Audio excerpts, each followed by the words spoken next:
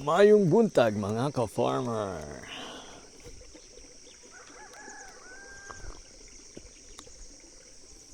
Ngapit ang mga ka-farmer.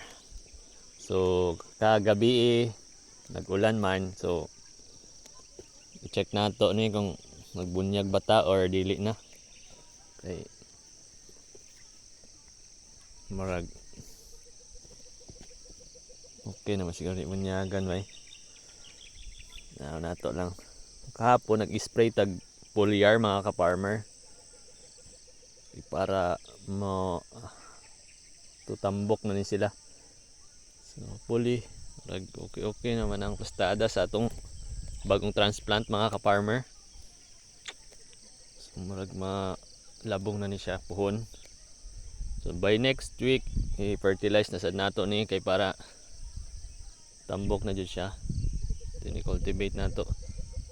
So ang uban nga na transplant katong nauna mga ka-farmer hinahinay na og pamulak. So as you can see muna siya oh. So, mga sanga naman siya. Ang uban may mga bunga na gani ang uban.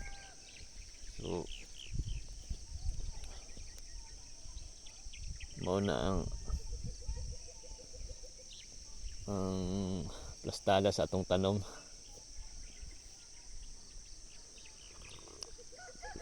Blessing jud kay nag-ulan man kabi. So murag nabunyagan atong tanom bay. So itong mga nauna tambok naman.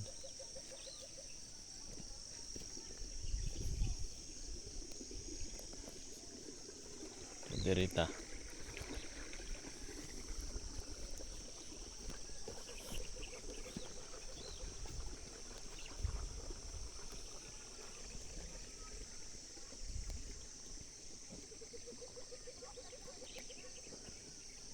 So murag lipay na ang tsura mga ka-farmer.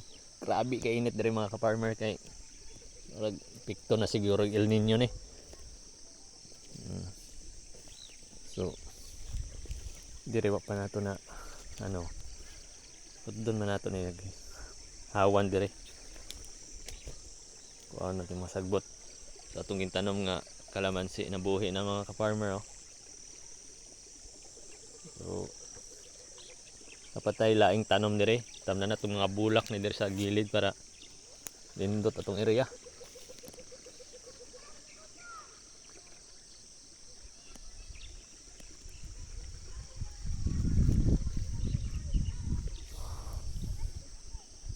So karong kabuntagon mga ka-farmer, harvest mi karon. Harvest mix. Ika third picking na mo karon mga ka-farmer. So kaning dire sa ako dire harbison man ako ni karon dito sa tabok dayon. So gandagan ang hinog ni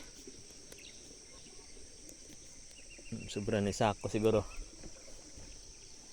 daghan ang hinog dito sa atong so yun mga ka-farmer.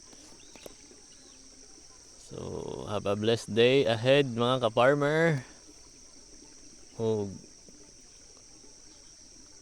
Once again, mayong bungkag.